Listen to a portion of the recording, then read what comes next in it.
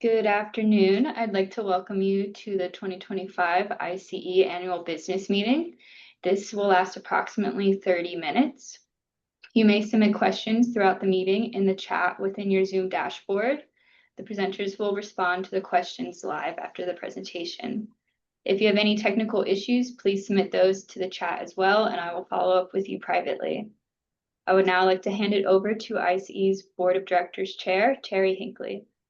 Thank you, Grace. Hello, everyone. I'm Terry Hinckley, Chair of the I.C.E. Board of Directors. Welcome to the I.C.E. 2025 Annual Business Meeting. Thank you for joining us today. Today, I am joined by our Treasurer, Maria Ryan, our Vice Chair, Tony Ellis, and our Executive Director, Denise Rosendahl.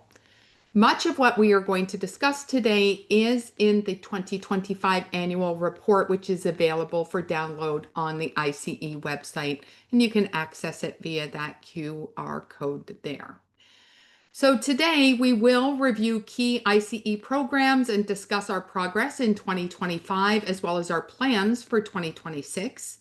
We'll share a financial overview for the association, introduce the new I.C.E. board members for 2026, and finally answer any questions that you may have along the way. We'll answer questions after each section of the presentation, so please submit your questions through the chat feature, and Grace will share those with us and we can answer them. So first, I'm going to start with an update of membership. The growth of membership is fundamental to I.C.E.'s success and allows us to invest in resources. I'm happy to say that I.C.E. welcomed 50 new members in 2025, while also retaining 93% of our 2024 membership, bringing our total membership to 452 members. This is our third largest membership in the last 15 years, so kudos to the association and to staff for their hard work in membership. Our membership growth was driven by thoughtful initiatives, including a new limited one-year individual membership option focused on the benefits of professional development within the I.C.E. community, tailored justification letters, and campaign guidance from our Growth Ambassadors Task Force and Membership Outreach Committee. So great job to those individuals and groups for really making a difference with our membership this year. And we look forward to continuing to expand these efforts in 2026. I.C.E. membership reflects a diverse range of industries, which is also wonderful to see.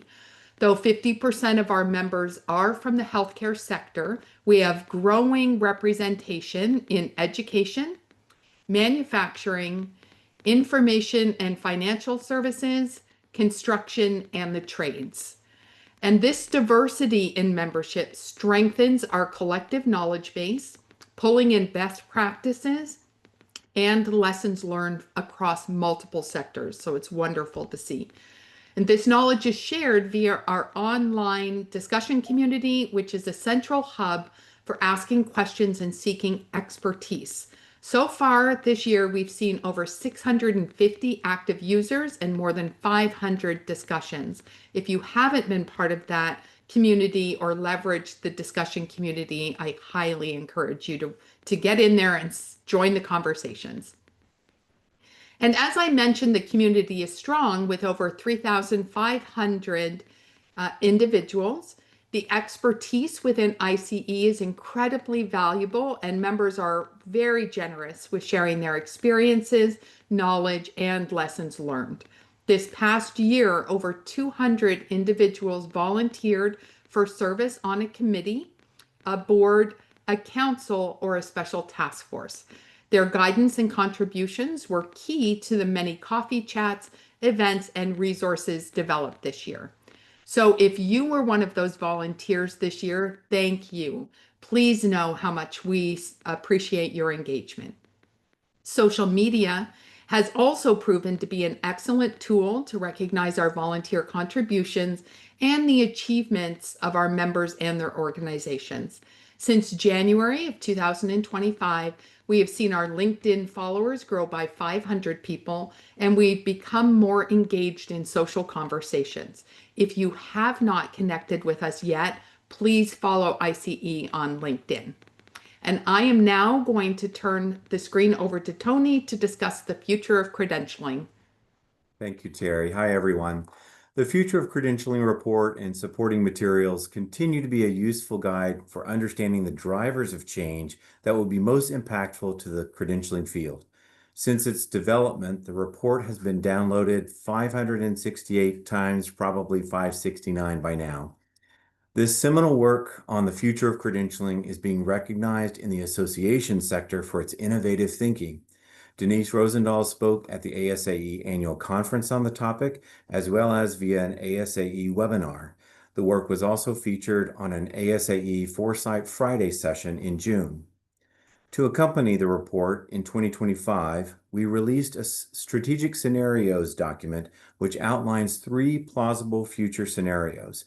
Each scenario includes a planning worksheet and action guide for reference. This is a terrific tool for strategic planning discussions with your boards and with your staff teams. I.C.E. also conducted a series of focus groups to inform case studies and future tools supporting the report. At the Exchange, we'll be hosting the first Future of Credentialing Summit. This summit will share insights from those both within and outside the field of credentialing and discuss how credentialing plays a role in topics such as lifelong learning, higher education, and hiring practices and workforce development. The Board of Directors is currently utilizing the report to engage in strategic conversations and to better understand where I.C.E. and our member organizations fit into the larger credentialing ecosystem, specifically looking at how we engage, interact with, and can be impacted by higher education, workforce and government agencies, funders, employers, and professional advancement groups like associations. In 2026, this work will be used to guide strategic thinking for I.C.E., and we will release tools to support credentialing organizations like yours to consider your place in the ecosystem. Research, case studies, and key data points have become vital to the success of credentialing programs. This is why I.C.E. continues to modernize our approach to research through the R&D think tank. In 2025, the think tank completed a market research study to identify topics that will inform a multi-year research agenda for the organization. The think tank is also evaluating how our research is accessed, which includes design, format, and messaging. This year, we will re-release the Job Analysis Research Report and the Test Disruption Report to reflect a more graphical design. We hope you enjoy it. I will now turn the screen over to Denise, who will discuss recent legislative and media developments that are making an impact on the field. Denise? Great. Thanks so much, Tony. As many of you know, I.C.E. is a founding member of the Professional Certification Coalition, or the PCC as we call it, and we serve on its steering committee along with ASAE. For many years, the PCC had advanced and advocated for those who use and rely on professional certifications. And in 2025, the PCC celebrated a major win in legislation. The federal budget reconciliation bill that was signed into law on July 4th expanded the 529 college savings plans to include post-secondary training and credentialing expenses, including examination fees, licensing fees, and continuing education required to maintain certification. This legislation was originally drafted by the PCC back in 2019, and we lobbied hard for several years for its passage. So it's very exciting to see it come into fruition. This is also particularly exciting for I.C.E. and our accredited organizations because certifications accredited by NCCA or certificate programs accredited through the Assessment-Based Certificate Accreditation Council under the I.C.E. 1100 standards are automatically recognized for 529 funding. So that's super exciting. And to better understand this expansion, I.C.E. hosted a webinar last month that was recorded about the policy change and what it could mean for credentialing programs. It's also a great primer on how 529 plans work generally, so you might want to check that out. It is posted on the I.C.E. website. We'll also be releasing additional resources regarding this expansion soon, and we'll host them on our website. And while recent policy developments represent a major win for our field, the credentialing community continues to face challenges in demonstrating and communicating the full value of credentialing programs. A study created by Burning Glass Institute and published in the American Enterprise Journal back in June questioned the value of most credentials and portrayed the value only in terms of a certificate's wage growth in 1 year. This study was then picked up by the Wall Street Journal, and I.C.E. replied by submitting a letter to the editor, and we have since had a discussion with one of the Wall Street Journal editors. This widely discussed article questioned the validity and usefulness of credentialing programs. As highlighted in the Future of Credentialing report, growing distrust in institutions and increased political polarization, particularly in higher ed and continuing education, underscore the need for our field to speak out about the value and impact of credentialing. I.C.E. is exploring resources to help members navigate these issues and actively gathering impact studies and data that demonstrate the positive outcomes of credentialing programs. These insights will strengthen our ability to respond publicly and advocate effectively for our field. So, look, we invite you to share your success stories or data from your organization and programs that illustrate the impact of credentialing so we can continue to amplify the value of this important work. Excuse me. The I.C.E. There we go. The I.C.E. CCP, the Certified Credentialing Professional, continues to gain momentum. Since the beta exam in 2021, we've had 326 professionals earn the I.C.E. CCP, including 74 new certificates just this year since this time last year. And this year, I.C.E. created preparation and certification, recertification resources to further support current and aspiring certificates. From exam preparation, in addition to our self-study guide and prep workshop, we also released a webinar featuring 5 I.C.E. CCPs who shared their experience with the program. And we also released a practice assessment. So 2025 marked the first year that I.C.E. CCP certificates were required to renew their certification before expiration. So far, 75 individuals have submitted their renewal applications, and I'm sure several folks are waiting to get through the I.C.E. exchange next week before submitting their recertification application.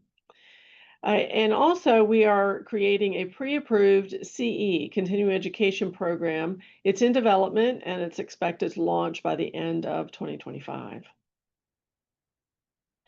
Now, I.C.E. continues to advance the knowledge, skills, and leadership of credentialing professionals through a variety of programs. The certificate program for credentialing specialists welcomed 177 participants this year, bringing the total enrollment to over 1,700 individuals who have taken this course and achieved the certificate program.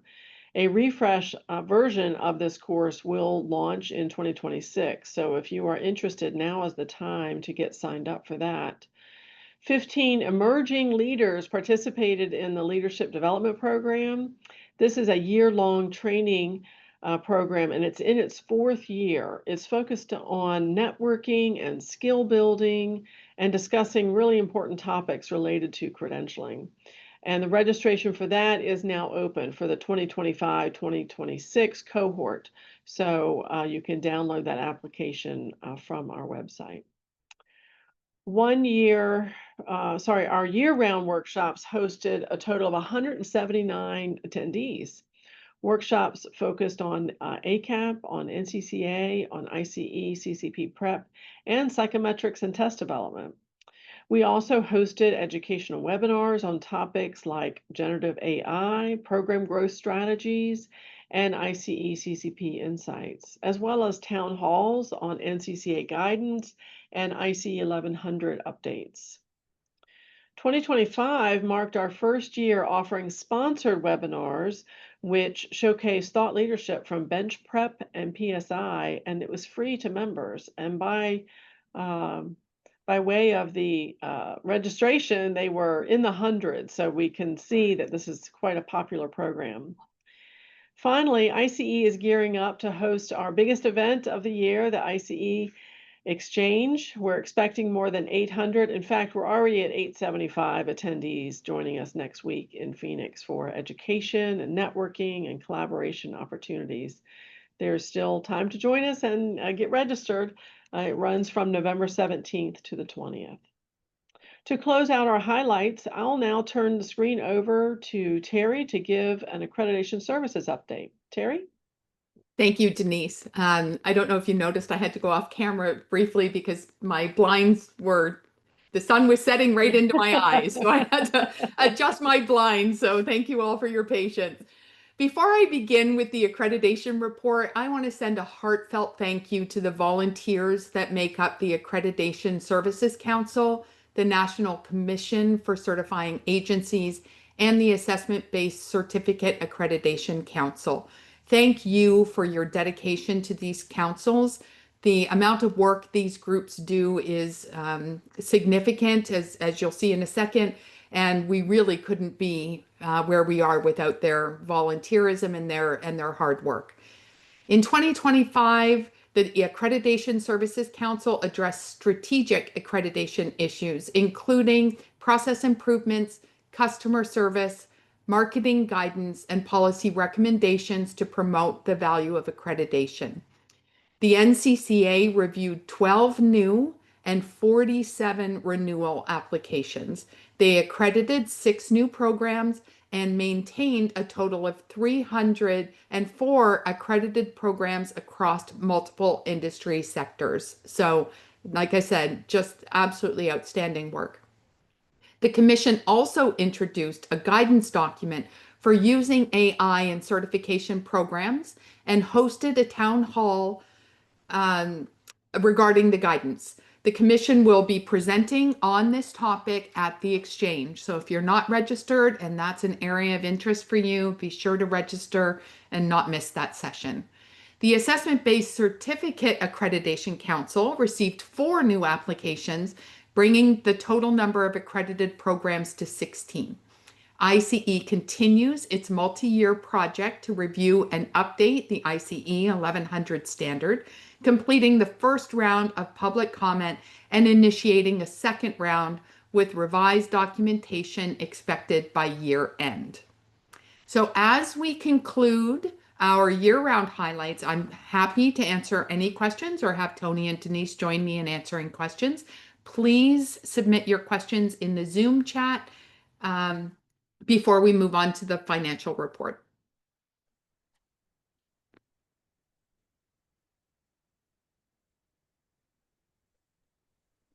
There was a question from Linda Weisobi about the Future of Credentialing Summit. Denise, could you talk a little bit more about that? Sure. It's going to be an exciting full-day pre-con workshop. We have a variety of speakers coming in on very short snippets, 20, 30, 45 minutes to talk about all kinds of aspects. We've got folks coming in from 2 different universities talking about higher ed challenges. We've got several folks from IT companies, including Amazon, coming in. We've got an author who is also a professor who wrote the book Licensure. Tony, do you remember? It's a really good, compelling argument about the future of licensure in our country, and also taking a look back at where it might have licensing racket. Thank you, Erica. That's it.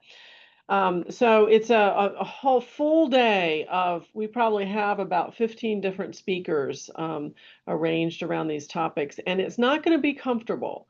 It's meant to really challenge us, challenge our thinking. These are external perspectives looking in on credentialing and how they believe credentialing is working in the marketplace or not working.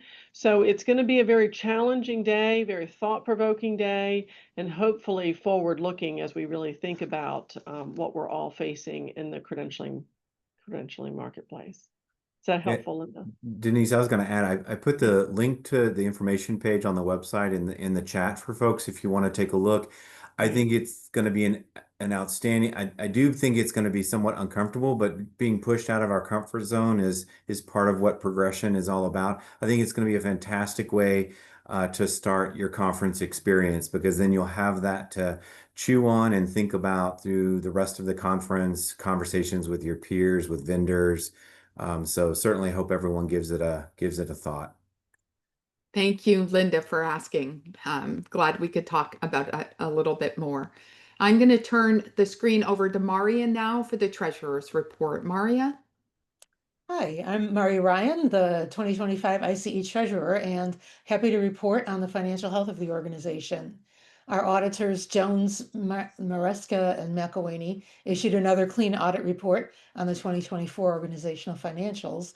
And according to that report, I.C.E.'s total revenue, that's operational plus our investments, in 2024 was just about 3.4 million. As in past years, the primary sources of revenue came from accreditation services, annual conference, and membership dues. Our total expenses in 2024 were a little bit more than 3.1 million, and the primary sources of expenses came largely from the same three areas: annual conference, accreditation, and administration. In 2024, our overall investment portfolio saw a gain of over $117,000. The I.C.E. investment portfolio for 2025 is now up by approximately 10% from the start of the year through the September statement. So our total reserves remain strong as we work to maintain the industry acceptable amount of 6 months worth of operational expenses. In 2025, the I.C.E. board is anticipating a net surplus for the 2025 budget, which will continue the commitment that we have to growth and investment in programs. It's been a pleasure to serve the organization as treasurer, and I am going to pause here to take any questions that you might have. And again, if you do have questions, go ahead and put those in the Zoom chat.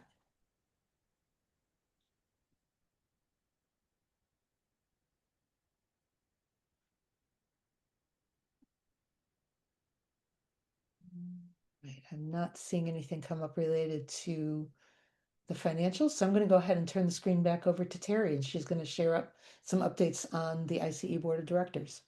Thank you, Maria.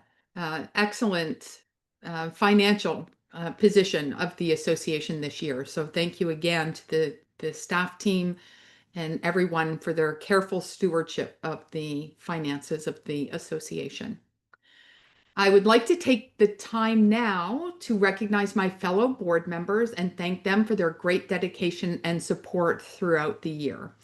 I am also pleased to share that Erica Brown with ACES International and Ann Minton with the Board of Certification for the Athletic Trainer will be joining the Board of Directors in 2026. We welcome you. Thank you.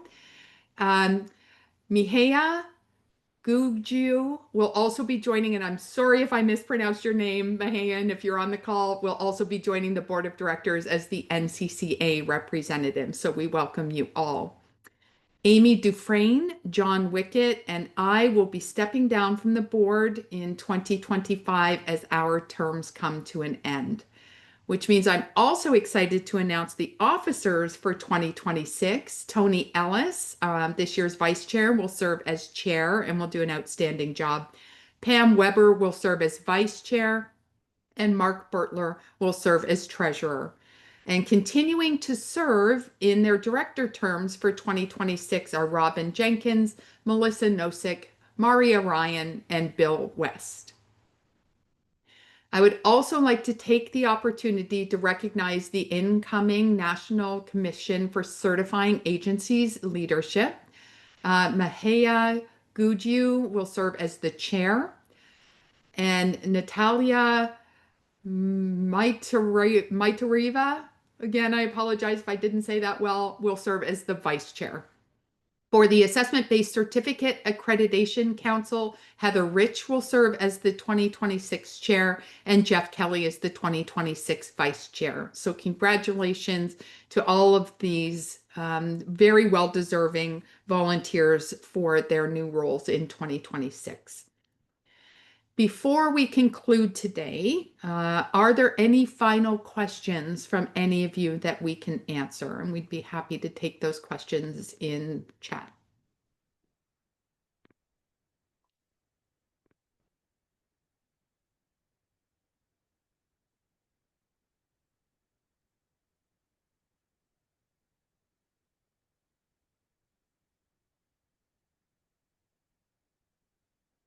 And if there are no questions, I will turn it over to Denise to close out our annual business meeting. Great. Thanks so much, Terry. And thank you all for joining us today. We really appreciate your interest and participation. Any questions that we did not have time to address or anything that you think of in the coming weeks, please reach out and we'll be happy to answer those. And just as a reminder, a recording of the meeting today will be available on the I.C.E. website in case you want to go back and review any portion. And we look forward to seeing you in Phoenix. Thanks again. Have a great day. Thank you. Bye-bye.